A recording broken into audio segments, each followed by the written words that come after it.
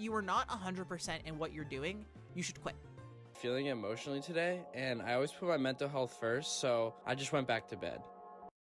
Question. In your opinion, what is the most difficult part about being a streamer? In my opinion, the most difficult part about being a streamer is mostly just like building. I mean, streaming itself is pretty easy. It is literally just anyone can do it. Open OBS and stream something. And congratulations, you're a streamer. Wow, you did it. I'm so proud of you. You're streaming. But the hardest part of just being a streamer and content creator in general would probably be growth. Growth is something completely different. Growth is, it can take a few months, it can take a few years, it can take a few decades, even.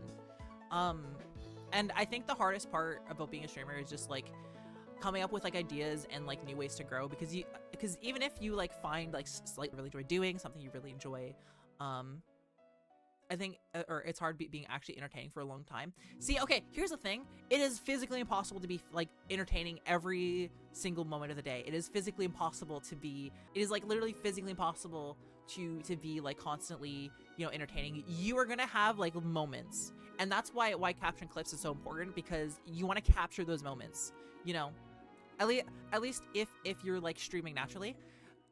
The hard part is not necessarily being entertaining, but just constantly finding things to talk about, especially for a smaller content creator. But that comes with time.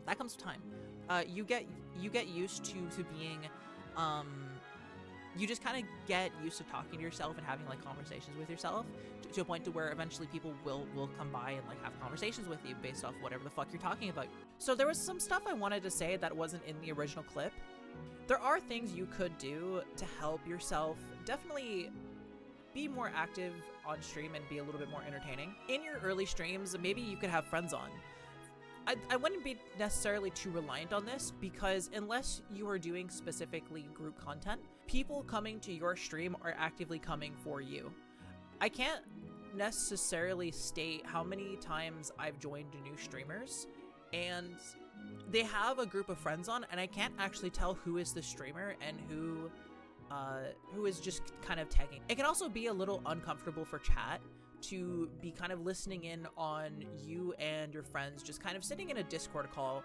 It can be kind of uncomfortable to listen to unless it is a deliberate collaboration. But if it's a collaboration, you two should focus on, you know, streaming together and having a good time along with your chat and bringing them along. Something else you could do is maybe ask your friends to try and gas you up and try to act as chatters. That certainly helped me very early on, is just having friends. It's just having friends just come into chat and just kind of say hi and conversate with me, and it helps a lot. There's also this notion that you always have to be talking. You cannot have dead air while being live. And while dead air can certainly be bad for new viewers, at the same time, as I was trying to say earlier, it's kind of unnatural for you to be active at all times. So don't necessarily feel bad about having dead air, especially if you play, say, a lot of single player games and there's a cutscene going on. If you want to focus on that, that's completely fine. Sometimes there's just not a lot of things to say in a conversation. So don't necessarily be too scared of dead air. If you go to Dean Clancy's house and took a look in his dictionaries curiously, you'll notice discoverability will be erased from all of them. I don't get that joke, but I'm assuming it's funny. Dan Clancy. Oh, I get it now. Yeah, discoverability on Twitch is like hard, but there's other platforms for that. There is Twitch. There's YouTube. There's Twitch or Twitter. There's TikTok. You can't just be a streamer. You have to be like an influencer. You have to play the big meta game if you want to grow. Twitch is honestly a small part of like what I should be doing. Twitch is a very small part of what I do. A lot of my struggle is a content creator, TM. So I think that the hard part about being a streamer is absolutely the content creator and like influencer part of doing what I'm doing, and it is absolutely a full-time job. Like, the days of this being a hobby and wanting actual growth is gone. It's gone. And I think there's advice I hear often from JSlat.